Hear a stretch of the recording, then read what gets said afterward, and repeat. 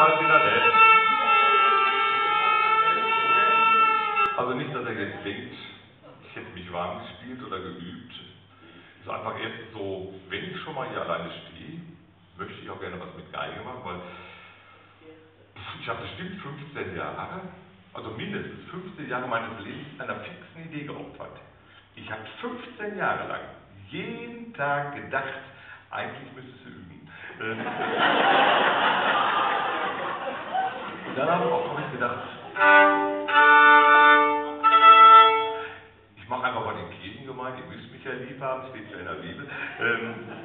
Und außerdem, ich muss ein bisschen ausdrücken, ich habe noch eine Rechnung offen mit Bad Oeynhausen. Ich mache seit über 30 Jahren Kaffeehausmusik. Ich kann auch gerne mal was vorspielen. Ich schicke einen Wunsch da aus dem sonnenhellen Reich der Salonmusik. Er gibt im Kabarett keiner gerne zu, dass er zu Hause im anderen Milieu hört. Nee, aber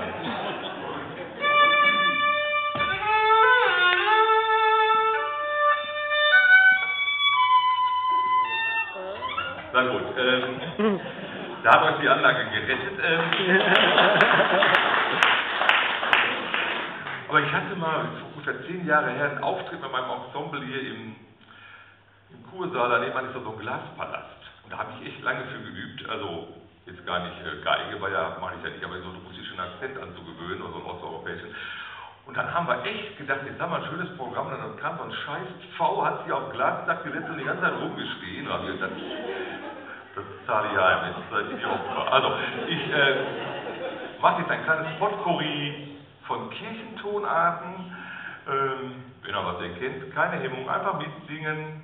Das Ganze läuft unter dem Motto, wir sammeln uns unterm Kreuz, oder auf Englisch Crossover.